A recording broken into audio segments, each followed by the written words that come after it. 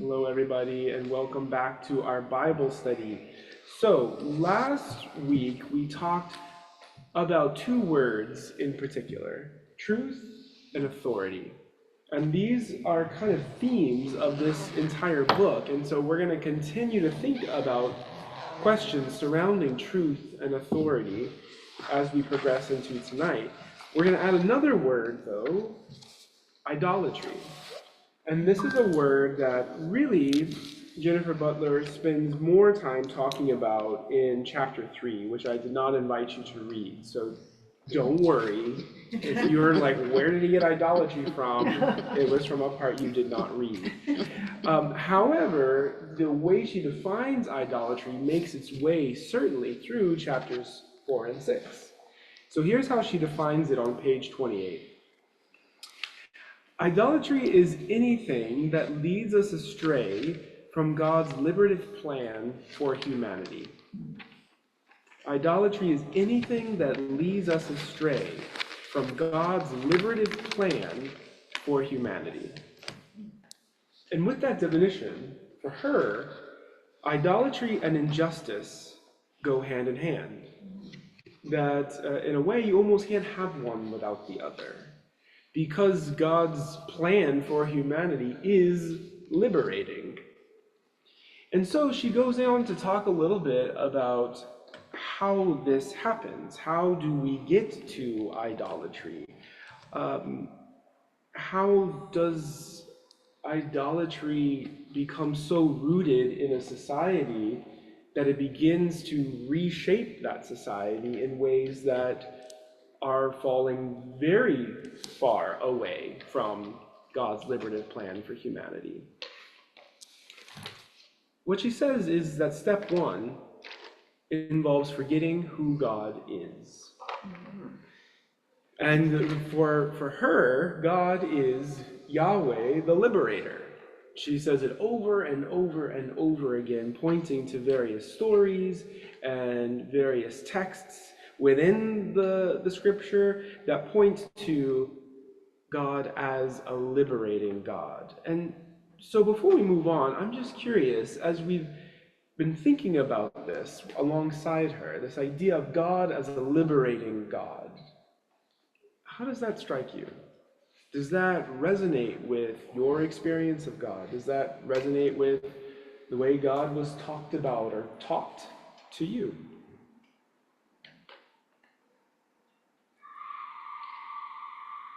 That is not a person screaming. That is our AC, just so you know. Good to know. Yeah. It was a car spinning out. It's, a car spinning out. Y'all have tamer imaginations than I do, I guess. Well, it definitely isn't what I was raised with. God, the image of God was. I may have told the story to some of you. I remember being 8 or 10 years old, and at First Baptist Church in Olive Branch, where my dad went.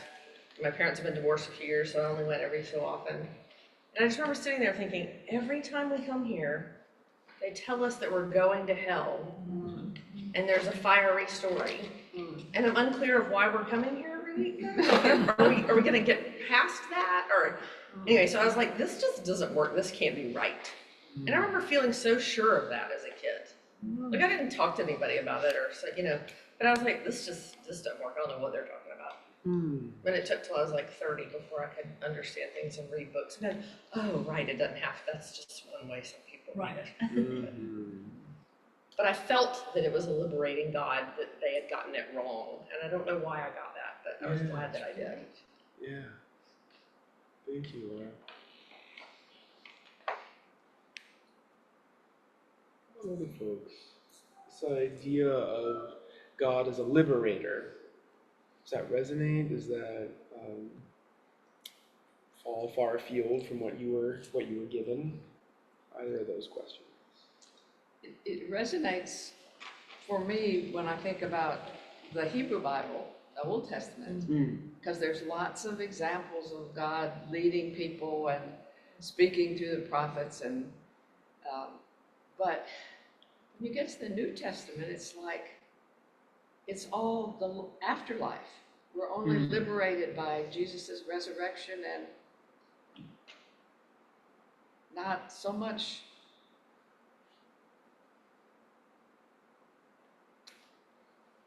well, there are examples certainly of Jesus trying to explain to people, trying to liberate people, but it doesn't feel the same to me. It doesn't feel the same way, like a great push that I feel with Hebrew Bible. Well, and certainly the way that a lot of New Testament scripture has been interpreted has been to abstract it into personal piety, so that you can get to heaven at the end of the whole thing. But she wants to say that that's not actually the thrust of those stories and the Jesus movement itself. But yeah, it's certainly a way that certain folks have spoken with a lot of authority about what New Testament scripture really means. Do the right things so you can get the reward at the end. Yeah. Anyone else? What were you about to say something, Jackie? Well, I was just gonna say that with me, my life has been kind of a journey. And I did the whole Baptist-y thing for a while too, but it was never something that I could accept. That was never part of what and I just, I feel freer today than I did 20 years ago, 30 years ago, just because of, I hate to use this word, but liberated. I feel liberated from a lot of the confinement of things. Just, I don't know how to even describe it, but I know that I've changed in the way I feel about God and about religion and just my faith. So, and I feel better about it. Yeah. Amen. Yeah. Thanks, Jackie. Well, I never really thought God was out to get me. And not that I thought I was that good, but I think growing up in the AME church, African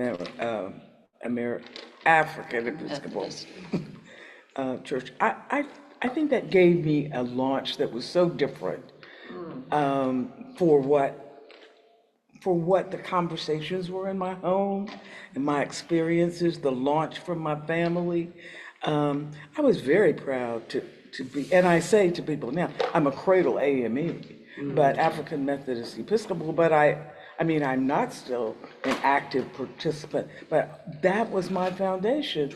And I felt, I was happy and proud and to be, to see a connection between my faith and my struggle in everyday life, and to know who Richard Allen was and Absalom Jones, and to those words about freedom and being loved and being free to love, that just has been there for me no matter what other flag I carried in my life. Thank you for that, Sonia. My growth into understanding the Bible and God as a liberationist came first when I experienced a call to ministry. And I had to rely on grace that I had been taught from the cradle, that God is a God of grace, and we live in grace. But because of all the obstacles to that, to being a woman in ministry, I found myself needing a God who was an advocate and who was empowering me to do something that I had not seen done in the same way before. Then going to seminary and learning about feminist hermeneutics and learning to read the Bible with suspicion really opened up the door, and learning about other people's experience of the Bible, especially people who were oppressed, and that got into our chapter today. is that, that God, when you are imprisoned or enslaved or beaten down so badly that you can't function, you need a God who sets you free. And when you're in a privileged position, you don't. Not in the same way. So now I recognize, even in my own privilege, that going to the Bible often challenges my privilege, because it's really written for people who are oppressed. Yeah, thank you for naming that. You know, in many ways, the way Jennifer Butler talks about how we get to a place of idolatry, step one, forgetting who God is, in some ways, as we kind of share our stories, it becomes clear to me that maybe some of us need to forget who God was described as, Right. in order to let go of certain forms of idolatry. But what she is talking about specifically is whenever we lose touch with the notion, the idea, the reality of God as liberator, we're making our way into idolatry in one way, shape, or form. And so she describes in chapter 4 the human reality that when people are scared enough or desperate enough, uncertain enough, people begin to long for some form of idolatry, something that feels certain, clear, and maybe familiar. And so she talks specifically about the story in 1 Samuel where the Israelites clamor for a king. And, you know, she, in chapter 3, she talks about how what God did on Mount Sinai with Moses was create this radical community, was define the boundaries of this radical, democratic, almost leaderless, at least in terms of mainstream forms of the way we think about hierarchy, kind of community. And so fast forward to this time with 1 Samuel, in which folks are begging for a king. And you remember last week we were talking about how part of what Jennifer Butler does in her reading of the Bible is this sort of midrash practice, a sort of biblical fan fiction where she takes a story and expands upon it.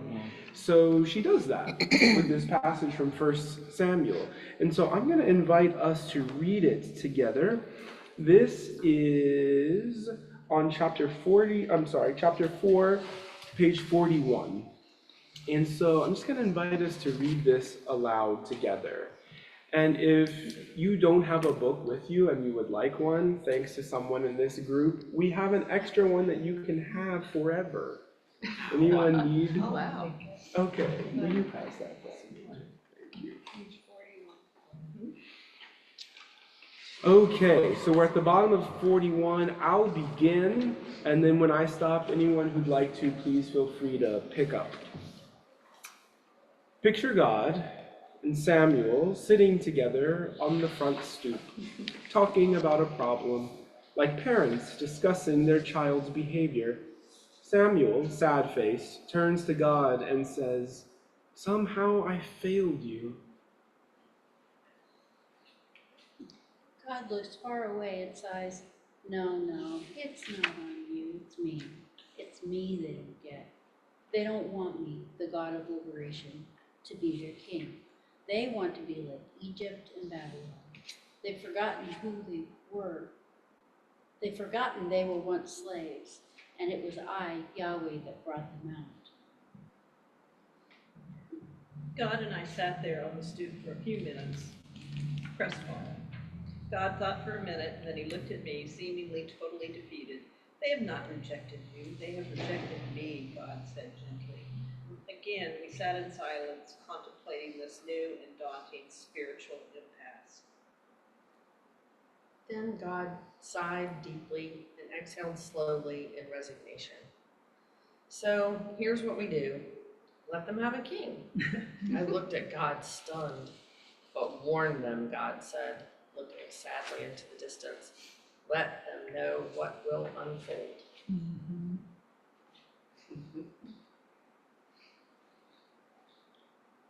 I did as God said.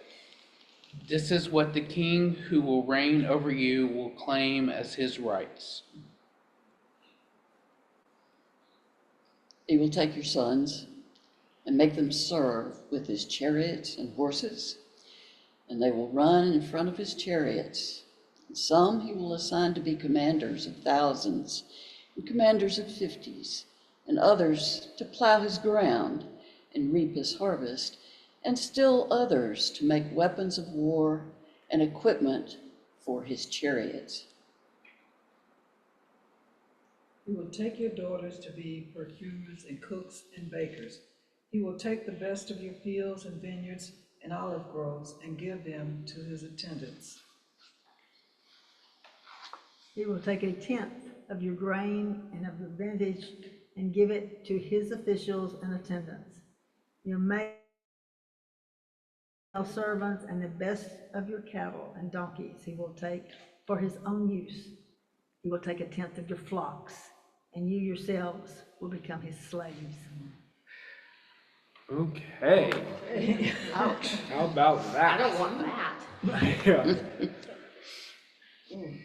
I'm hearing a lot of reactions, and I'm curious if what's grounding your reaction is just hearing that, reading it, and wow, that's a lot. Feel free to name that. If, though, also you're hearing that, reading it, and seeing resonances with our time, I invite those reflections too.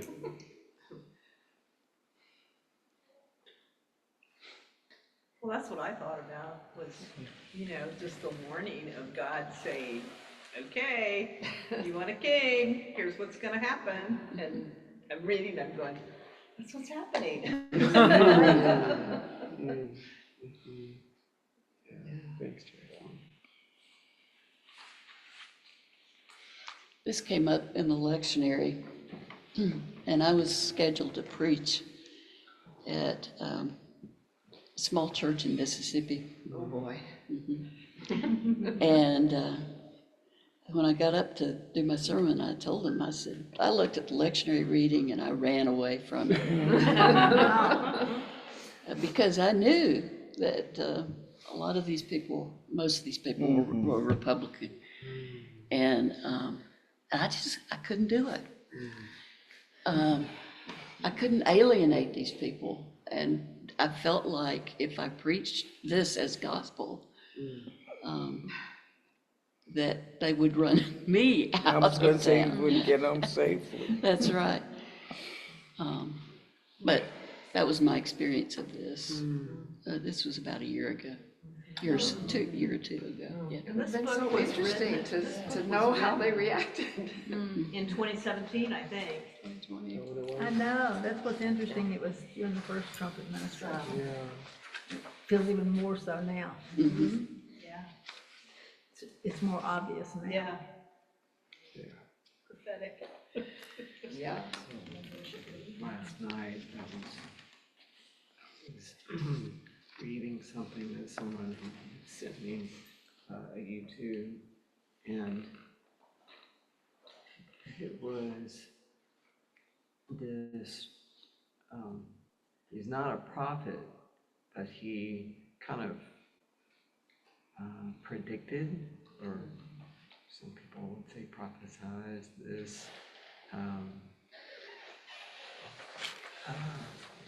and y'all excuse my brain, I can't remember names very well, but it's Edgar Casey.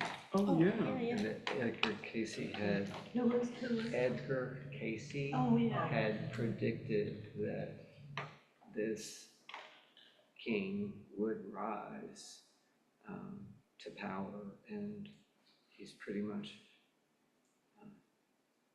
doing a lot of the things that Edgar Casey had predicted to happen, and it's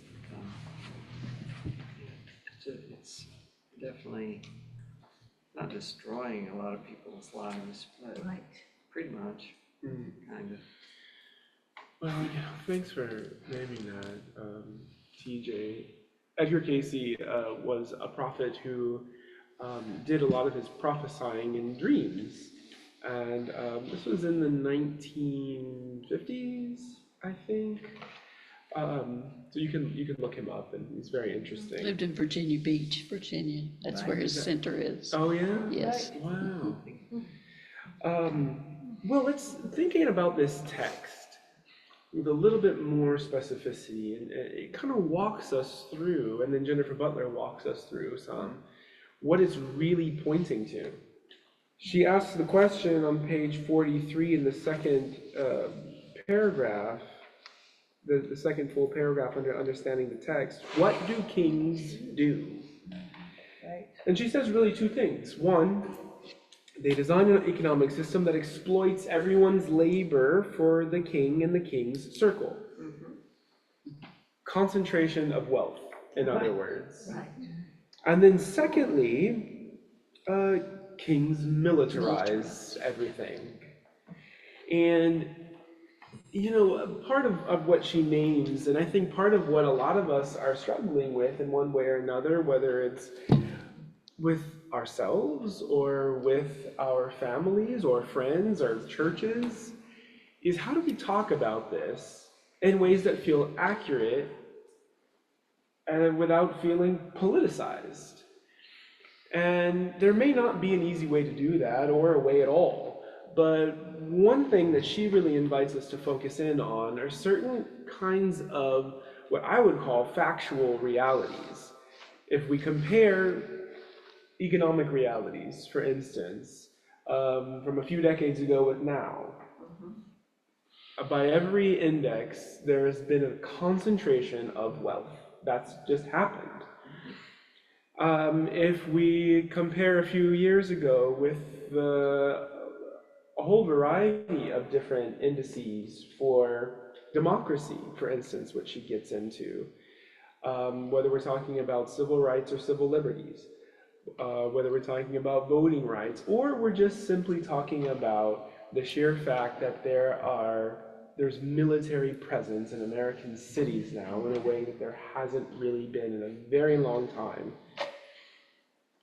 This moment in 1 Samuel, this prophecy that Samuel has, just feels accurate in some ways. Now, again, whether everyone's going to agree with that is another question, but if we're thinking about the Bible as a sacred text that offers us a picture into the human condition and also certain moments in history, Jennifer Butler wants to say that's why it's such a vital resource right now in so many ways. And so she talks about, in pages 46 to 47, 4 clearly defined steps to authoritarianism. And she talks about how they show up today. And so the 4 steps are, first, what I would summarize as election tampering. There's gerrymandering. There is voting restrictions. Yeah, voting suppression. Yeah, suppressing votes, diluting votes, meddling with elections and the democratic process of selecting leaders and making decisions. Secondly, of denying the legitimacy of political opponents. And that can look a couple of different ways. One way that she points out is calling for them to be jailed. And she goes back to that chant that happened in Lock Her Up in 2016, referring to Hillary Clinton because of emails or fill in the blank. So calling for them to be jailed. or just outright jailing them.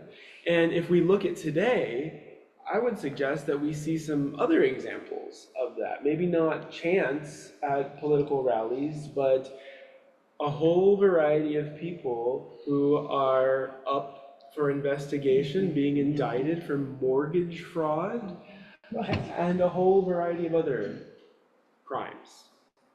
At the same time, many people already convicted have been pardoned, Right. Exactly. whose crimes had already been established, have been pardoned. Yes, convicted You by get a both jury sides of of their it. peers.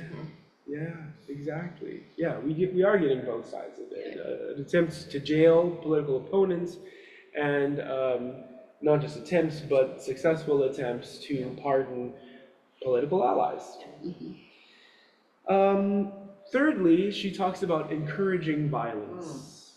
She talks about, and that can look a couple of different ways. It can look like one, refusing to condemn violence. There were a lot of reports that came out after Charlie Kirk was murdered about how the president did not make any attempts to call anyone in Minnesota after the two representatives there were killed. There were conversations during the debates when the Proud Boys, the president addressed the Proud Boys and told them to stand down and stand by. And then secondly, a way that violence is encouraged, according to Jennifer Butler, is by deepening ties to police and military. And so here again, and lots of folks have talked about this in our time. I just looked, and this book was actually published in 2020. So she'd had the advantage of 4 years of Trump, but she didn't, I mean, unless we're going to suggest she was somehow prophetic or prescient, She was. we hadn't yet normalized, Yeah. or the administration had not yet attempted to normalize the presence of military presence in cities. So that's another way that she describes violence being encouraged. And then fourthly, she talks about curtailing civil liberties. And she focused specifically on free speech in the press and freedom of the press. She talks about disclaiming news as fake. She talks about threats of jail or assassination for outspoken opponents. And then she talks about labeling opponents as enemies. And so with those are the 4 steps that she identifies as indicators that a society is making its way toward authoritarianism. And I mean, just as we're talking, I think we've sort of identified one way or another how they're operative right now in our society. Well, I think what's scary for me is it was more subtle in the first administration, Trump administration, where she was talking about it, she was discovering it. Right. And the second one is just blatant. Yeah. I mean, there's no question of what he's doing. It's just right there. Yes. And nobody seems apologetic for it Right. or trying to cover it up. That's right. I say this a lot about how I try not to say it's Trump, because he's an ignorant pawn. I mean that in a condescending way. I think he's ignorant of how many things work, and he's used by people who for decades who have strategically built to this moment. And so they did what they could the first go round, and then they said, let's make a better plan for the second go round. And then they helped that second go round come to fruition. And so whether he evaporates from the earth tonight or is around for more years, he's not the one running the show. I mean, he says things and inflames things. He's not, whatever the right word would be, like he's complicit with it, right? But he's doing it for some self-absorbed narcissistic reasons, not for, but there are strategic people who have done this. And so I say that because it's like, it's not just getting rid of him Right. that somehow is gonna make things magically a beautiful garden. It's like, No, there's real work happening to dismantle and oppress and all the things that are happening. And Well, I also like the fact that she talked about how this is going on in the world. yes, This is yes. just not a US thing, Right. this is happening all over. Yeah. And I was just watching a program the other night about Germany and how it's changing and how it's becoming more authoritarian. Same kind of issues that we're having here, they're having in numerous countries. I want to bounce off of that. Tony, can you hear me? Yes, we can. Um, what I was really, really struck by at the very beginning of the chapter too, is that I just love thinking of God sitting on a stoop and saying, "You're mad at me. It ain't you. It's me." But that the people don't like the liberation God. And so they start, but then he says to let them do what they're going to do. But he doesn't quit being God. And the people, even today, don't stop trying to believe or say that they believe in a God. They're Christian or whatever they are. But they really, I think, to the point, they are rejecting liberation theology, if you will, and so they want to do it the opposite way. And it makes me more hopeless, actually, to think of that. Because you're right, Laura, it's not just Trump. It's I want to people. speak, I want to speak about the media too. Uh, Because, I'm a retired journalist, so it just I just have really struggled with what has happened to journalism and all of these media conglomerations are now being bought up Yes. by right-wing propagandists, basically. And, they're just not, they're losing the truth, and, people are not getting the truth. Yeah. Back when I was growing up, we sat in front of the TV and watched Walter Cronkite, okay? And we knew that everybody was watching Walter Cronkite, and that was the truth. We were getting what was happening. Yeah. Now, it's just, anyway, it's very disturbing to me. Well, you're naming, Jackie, again, these two words that we'll continue to go back to, truth and authority. Yeah. This is a time I've only heard about because the news was really different when I started watching the news. But when the news came on for a period of time, and there was a person who told you what happened that day, and that was it. I grew up watching the infotainment, where there were all the talking heads and the pundits, and news was on all the time and all of that. And now with the smartphone, we have to actively work to disengage from the news, where every place you go to has a screen with the news on it. And so all the while, one of the things that I found really interesting on page 45, we're identifying a lot of these issues as sort of stemming from or directly connected to our current president. However, she writes on page 45, prior to the 2016 election, Freedom House and the Economist Intelligence Unit, two organizations that publish scorecards on the strength of democracies around the world, both downgraded the United States from democracy to flawed democracy status.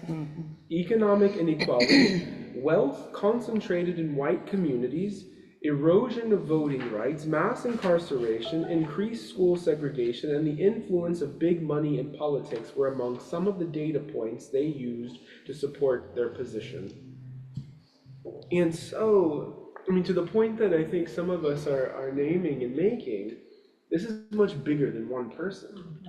And these are tendencies that have been ongoing for some time. And she wants to invite us to really think about not only what's happening, but why.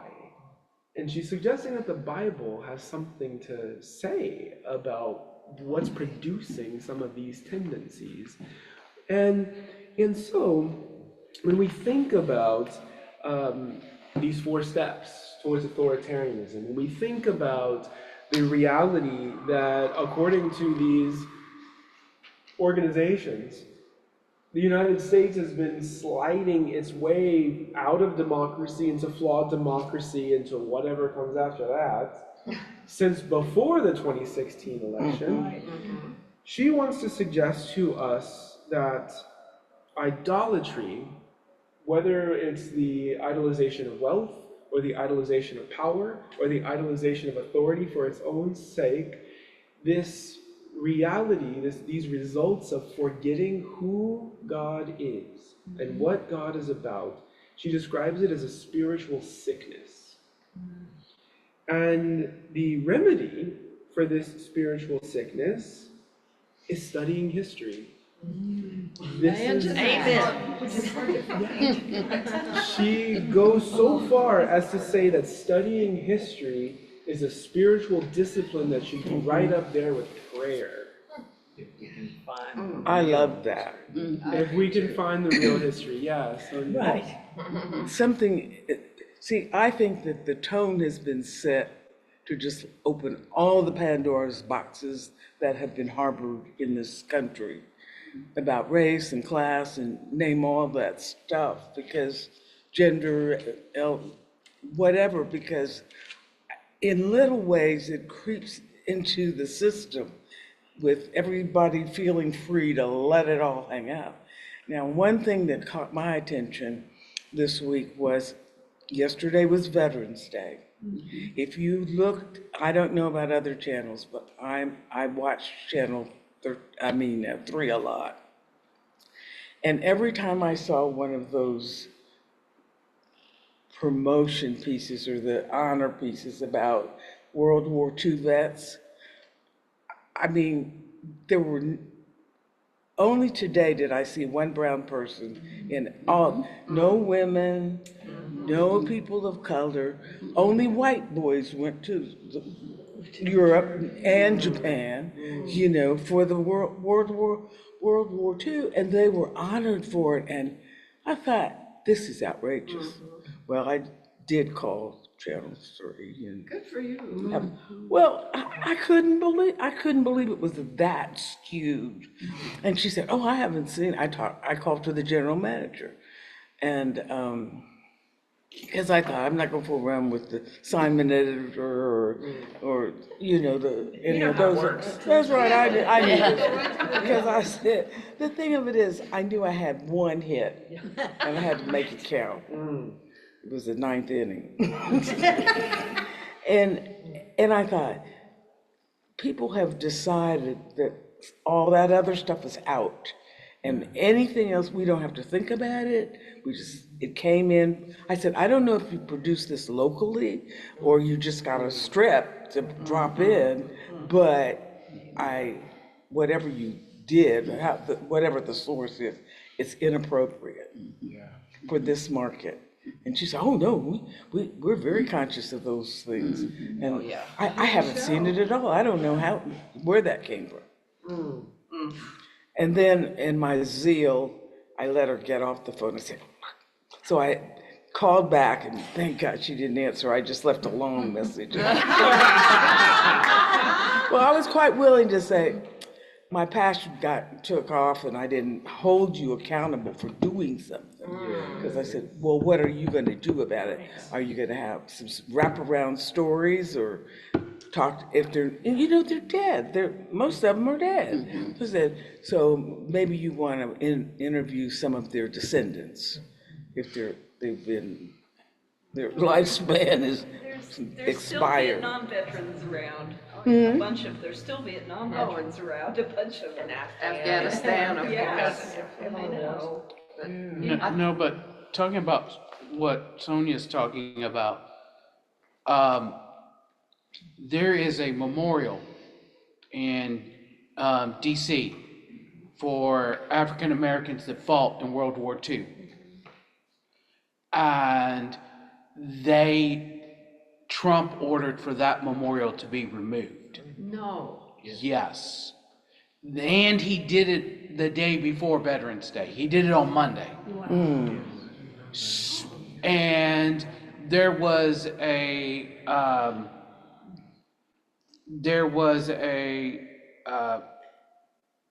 it was just, to me, because they were talking about the fact, some of the families of some of the loved ones were talking about, they were in France and they couldn't fight with the white soldiers. Oh, definitely not. They had separate boats, they had separate planes, they had separate bases, they had separate everything. But they were still there. And they should be honored just as much as, and I agree with that. And my grandfather was a World War II veteran. And, but it was, to me, it was just like, with you mentioning that, I was like, maybe this reel is something that came down from whoever, whoever's on top or whatever. But it was just mind blowing to me when I saw that on Monday. Well, and keep in mind that even the stations, the local stations, are owned by corporate. Their ownership. Yes, yeah, by some more right-wing Yeah. than the others. But was your point kind of broader about this climate has made it okay for other people who might have tried to be more, I hate the word politically correct, but who might have said they cared about diversity in some way before, but now they're free to not even have to address it in any way because of... No, she didn't, well, I don't know if I fully grasped your question, but she was saying in this market, they pay attention to drop-ins and make sure that they have this balance and and I thought, you're not doing a good job of it. But I think it does make, this time it's easier for people who didn't really believe in it, but we're gonna go along with it to now just be like, you know what, none of that matters. That's that. Oh, we don't have to do that. We're done with that part So now. I do want to say these words so that my brain can at least let go of it.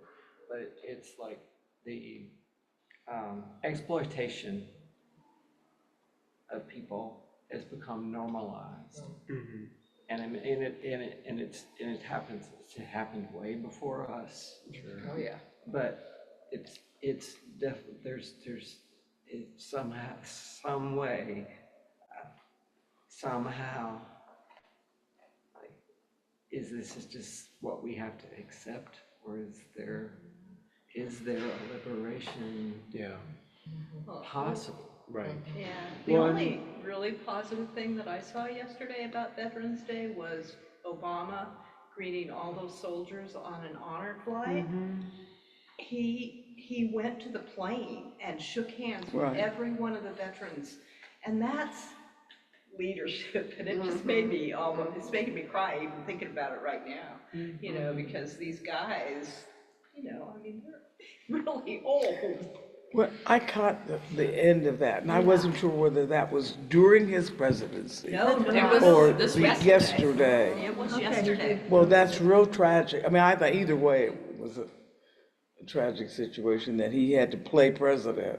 I'm not actually president, but I I think he played was going because he wanted to honor them. Well, I understand that, but. In some other world, maybe we have a president now. Yeah, he's filling in gaps in many ways. Well, And every this- one of those soldiers that were coming off the plane, they were so thrilled. Oh, I'm sure. It was so heartwarming. Absolutely. Well, and it sort of brings up the question, is that what we have to look forward to? Is Barack Obama filling in the gaps that the current regime is leaving? And it also brings us to the question that TJ was just asking, which is this it? Is this where we are? And is this what we just have to accept? And what Jennifer Butler wants to say is that the reason we study history and why it's a spiritual discipline is that it helps us do two things. One, it helps us diagnose the problems. It helps us understand the problems in context. This isn't the first time, for instance, I think she would say to us, and we've probably said to ourselves or each other, in which a regime has systematically tried to redact, revise, rewrite history for very specific purposes. And the other thing is, the other reason to study history is that we can learn from past attempts to address the problems that we're grappling with.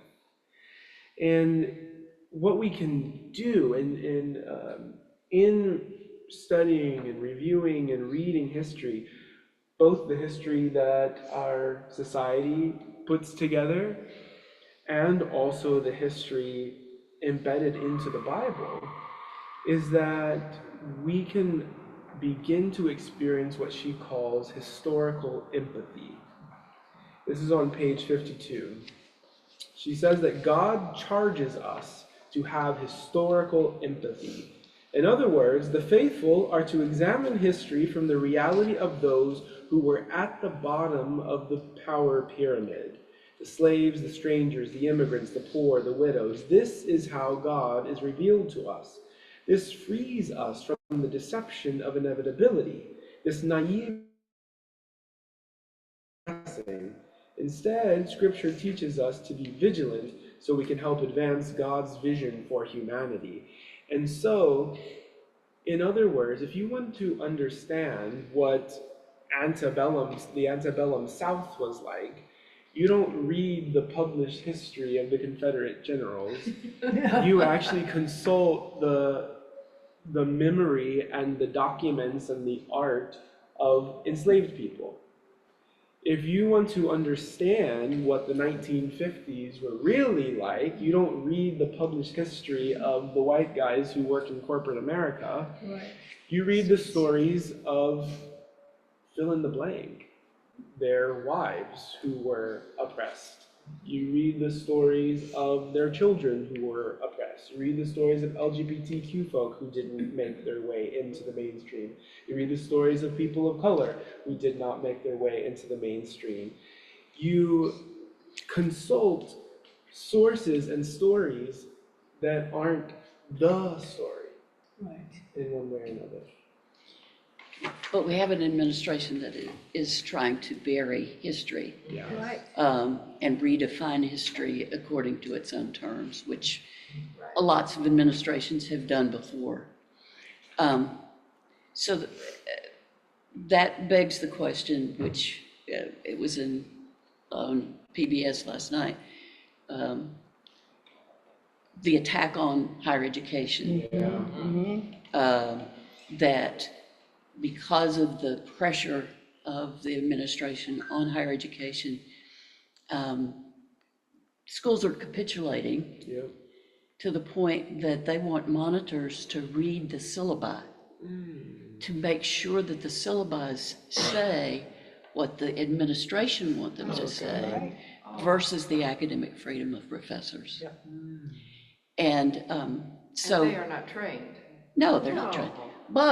But the thing is, if we move with an autocratic society toward that kind of repression of truth, as we understand it, who's going to tell the story? And an example, briefly, yesterday I read the piece by Ken Sehested, who wrote that many of us don't realize that November 11th was originally Armistice Day because it was celebrating the end of war. And it was celebrating all of the people whose blood was shed and mourning that and celebrating, yes, the war is done. We need to be, avoiding war. And Eisenhower was the one that turned it into Veterans Day in order to celebrate the living people who were alive and who reflected the militarism of the country. That's just a little piece of history. But who's telling that story? It's Ken Sehested, who is a peacemaker and who has established himself as somebody who's got to keep the story alive. And that may be the role of the church. Because I mean, But, who's yeah, gonna keep it alive? well, go ahead. Yeah, I'm gonna piggyback on that. I think, I think this has always been true is, I think it's the role of the parents. I mean, I think, education, I was born in '86, but my parents were very hands-off in our education. I read whatever I wanted, whatever, and all of that. But I think with my kid, at least, we've been collecting stories in our house. We've been collecting stories from minorities. We've been collecting things like we got into cowboys and rodeos, so we collected a story. It's a picture book of black rodeo, so Parker can understand that it's not just white people being cowboys, it's the whole variety. And so I think those kinds of things. She goes to a Montessori school now, which has a good variety of books, but that's on us. And if she sees that we're reading all of these different types of literature, then she'll want to read all of those different types of literature. I don't assume, especially I guess here in Tennessee, I don't assume that she'll get the same amount of books that, she won't be not afforded, but it just won't be available to her. And maybe, I was lucky because I was like a voracious reader, so I kind of read anything and everything.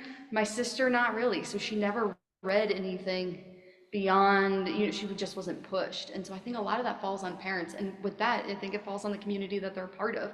And that could be church, that could be other groups for people. But I think part of that, I think it's all about the community, because it's not just, I start saying Right, that they're that's not why libraries are target though. yeah, and you don't parent in a silo, so it's not just like your family unit, it is a community. And I think that's where church does play a big part into that, because then she meets other people who then also have other ideas or other books to suggest, and we keep expanding almost together in that way. Well, this is exactly where Jennifer Butler lands.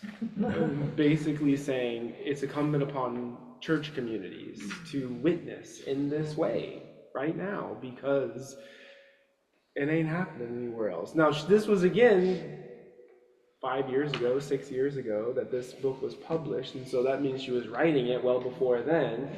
And so she wasn't even aware exactly of all that was happening, or that would be happening. Julia, Catherine, were you going to say something? I did want to say that I wanted to harken back about the news. Back during the civil rights, if you really wanted to know what the news was about what was going to happen next and what was being done in a liberation way, it was in the churches. People were talking, they were meeting in the churches, they were finding out what's next about bus boycotts and about that sort of thing. And so us white people thought we were getting all the newest and best news. We didn't know because we weren't in the know. We needed, and so I would say to Mary Lynn's statement, yes, it does belong in the church, and it has been there. Well, this is something that I'll invite us to be thinking about together as a church. And could I just please. interject? I think next year, 2026, being the 250th anniversary, we're going to hear every pilgrim, patriot, revolutionary, white story that could possibly be told. I mean, it's going to be really, we're really going to be challenged to tell the whole story of the starting of America. Well, that's a really interesting point for us to be preparing ourselves for in one way or another. And it just so happens that we belong to a church that has an incredibly rich history as it relates to subversive voices in the formation of the United States. Yeah. And so we should definitely be thinking about that. What Jennifer Butler, in the context of this book, is inviting us to also think about is the way subversive voices have been suppressed in the Bible itself. And she talks about, That's what I did. in particular, the story of Mary Magdalene. Oh. And so, before you read this, if you've read it already, what she has to say about Mary Magdalene, what did you know? What did you think? What images did you have about Mary Magdalene? Well, there's been kind of a resurgence in social media, or at least things that I've run into, where you can feel people who study Mary Magdalene really starting to try and have their voices be heard, for the lost books and the things that were a part of how the Bible we look at today became what it is, right? It was very directive at those times, and it's just, I think we've been well orchestrated and contrived for centuries. Yeah. Centuries. It's not new, the human flaw, to seek power and those things. They turn over.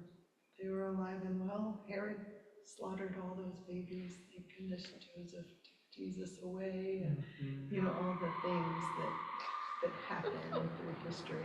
And the squealing of the Thank you for tires. telling us what that was. Yeah. Yes. There's a Car crash about that. Yeah, that's all every But time. I think the thing for me that's cool about, the idolatry, I really struggled about, it was probably 15 years ago, with just the idolatry of the Bible, the worshiping of the book that was meant to be a reflection and a portal to the greatest thing there is. And it became the thing, and it's just become this manipulation. It's very hard with friends or people that are like, the Bible says it, I believe it, and that's, the whole, That's it. what was there before that? The printing press wasn't even invented, so like, you just are like, if you could get people to get out of their heads a little bit, you're like, I think God was loosed before. And I heard a really inspiring thing in 2012. It was right as I had left Memphis, and I didn't leave, my job got moved, kind of got forced to go, and I didn't really want to go, and I was very lonely and alone and in a new city. And I found some radio program on a Christian radio station that I listened to like every Sunday night, because Sundays got long and I'm trying to get ready for the work week, and and they interviewed two young women out of Iran who went to college in Turkey, and all they had ever seen was the kind of bastardized version of the Bible, the Christian Bible, that was used as propaganda against Christians. And they got to Turkey and they got their first Bibles, and they both converted and left and never went home. And they said all of their lives they'd had dreams of things. And I just was so inspired that God's still in the business of tickling people, touching them, and moving. We may not in our lifetime see all this rectified, but God's big. Real big. Bigger than small-minded people who can do lots of damage, and God lets them. The story about the demon, people ask, why do good people die? You meet these Christians and are like, well, if you prayed hard enough, nothing bad would ever happen to you. Seriously, that's just like the whole thing. But I have a lot of hope in what I've seen. So sorry. Oh, thank you, Cynthia, because one of the things you're naming is the way that the Bible itself can become an idol. It can itself become one of the ways that people forget who God is. And what she does with Scripture, this whole approach to expanding upon it. I mean, I know lots of folks who would find it sacrilegious. But if you look at Christian history, people have been doing, and religious traditions around the world, people have always done that. People have always taken stories and expanded on them, or illustrated them, or done what they do, what we do, which is to create and recreate. And so she does that with the story of Mary Magdalene, which we'll talk about in just a second, but I wanted, just in case someone else wanted to share a little bit about images you have or have had about Mary Magdalene before reading this.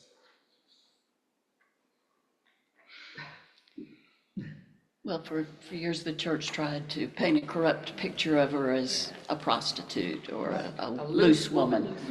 Loose woman, and she is not. There is no evidence of that. And in fact, she was a very strong woman.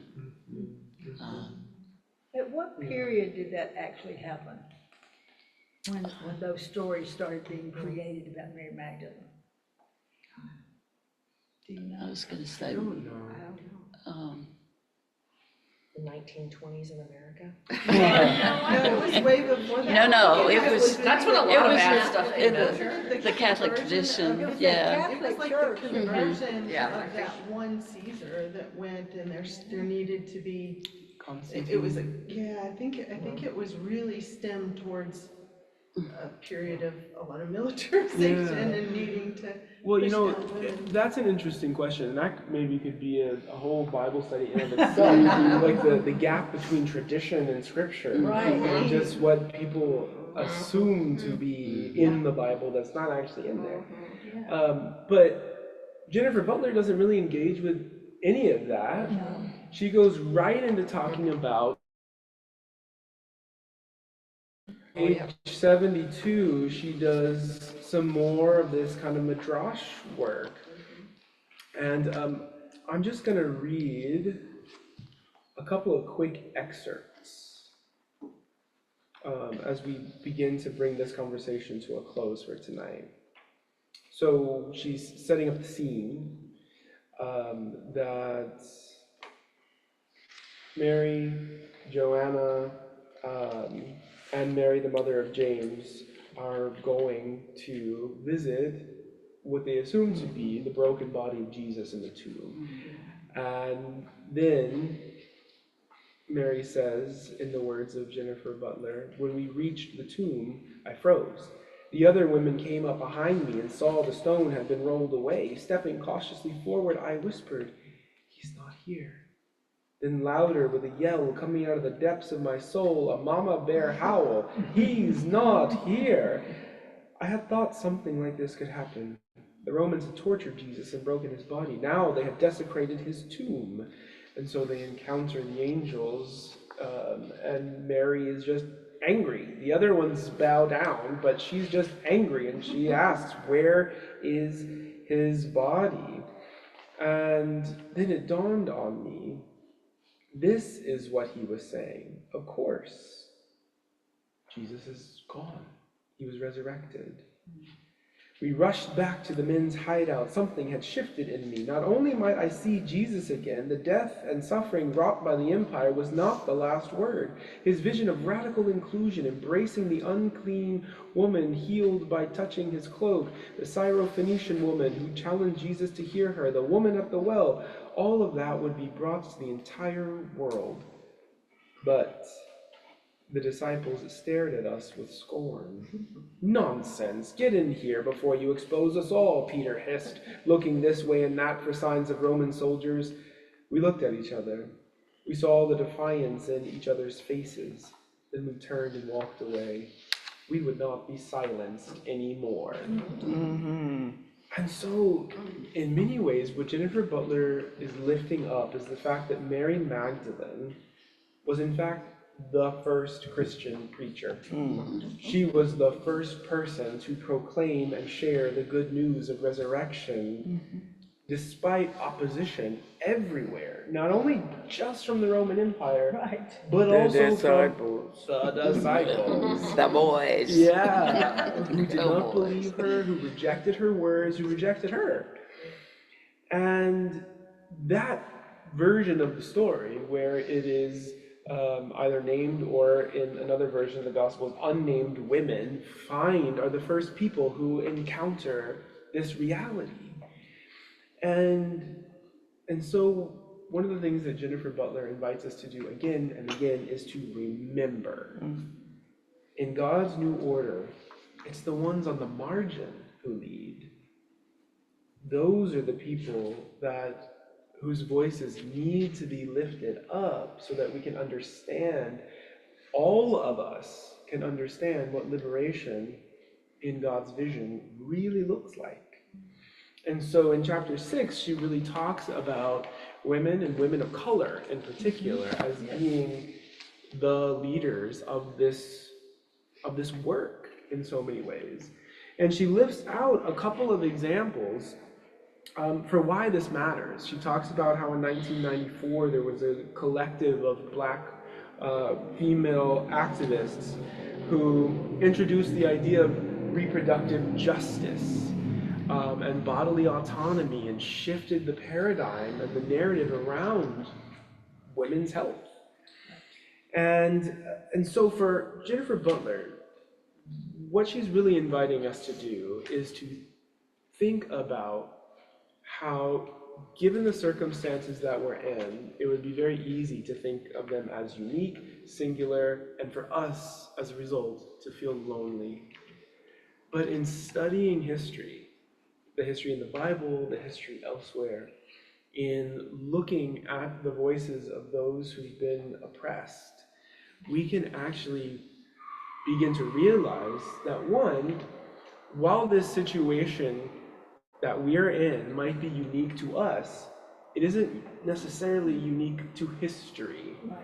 While the situation we're in might be terrifying and leave us feeling lonely and uncertain, there are examples in history, in our sacred texts, of people who met incredible circumstances and found their way to hope and found their way to liberation, inspired by the God who liberates. And so the next time we get together, we're going to look at chapters 8, 9, and the conclusion. And we're going to continue to be thinking about how memory and history are resources for us as we continue to grapple with these realities that in so many ways feel unprecedented. So with that, I want to thank you all so much for You your need to time. remind them that we will only be on Zoom next week. Yes, Because thank you. I think you announced that before we Yes, started recording. thank you so Are much. you gonna send the link out to that, for the Zoom? Yes, so we're gonna, for folks on Zoom, we're gonna be, all of us on Zoom next week for those who can make it. And so the link for that is on the website. You can go to the website and navigate your way to it. Also, it'll be in the church's newsletter. So on the newsletter that comes out on Saturday, or any of the past ones, it's the exact same link every time. Yeah. And so that will be our last gathering about this book. However, I'm not sure it'll be our last conversation inspired by this book, given what we're talking about. Yeah. And so if you are feeling inspired and interested and moved to continue to think about how our church might be a resource in this, in the work of memory and history, let's talk about it. Keep thinking about it. Can I say one thing? Yeah, I've please. talked way too much tonight, but something that you said about listening to the radio. Do all of you know that our church in the St. Louis Association has launched a new radio station in St. Louis? And right now it's short because it only has like a 10-mile radius, but they're going to expand as they can. But it is to proclaim a progressive view of Christianity. Yeah, good. And what's amazing about that is they would broadcast our worship services if we got them to the radio station where people could listen to our music, to listen to our sermons, things like that. Yeah, testimonies. They're telling the story. A streaming, like a radio. They will. They're not right now. It's in infancy right now. It was only launched this fall, early fall. That's right. But you'll keep us posted when we can. There's a little on the bulletin board right out up those Oh, is there? stairs. There's a little posting about it. This little 2-page something that I know no one reads the bulletin board. I was supposed to. Yeah, I know. Well, okay. TJ knew the whole time. Thanks. But not this You round. probably need content. Well, I mean, I think that's what you're kind of naming. But Thank you for that. that's kind of Marilyn. exciting. That is very exciting. That very it's a way of presenting a witness to the liberating God Absolutely. in the midst of all this craziness. Yeah, absolutely. Just one more reminder that we have voices that matter and can do work. I wish we were conducting civics classes for this celebration of our sesquicentennial, because Whatever is 250, I don't know. Yeah. That's, Yeah. because people don't know, they don't really understand the systems at all. That's really true. They don't know what they're voting about. It's hard to understand when you're getting calls now for 26 and 28. Well, let's be thinking together about what kind of a witness we want to make in our individual lives, certainly, but then also as a church. So thank you all so much. See you next week if you're able to make it on Zoom. Okay. Thanks. All right, Great, bye-bye. thank you. Thanks, everybody. Zoom away.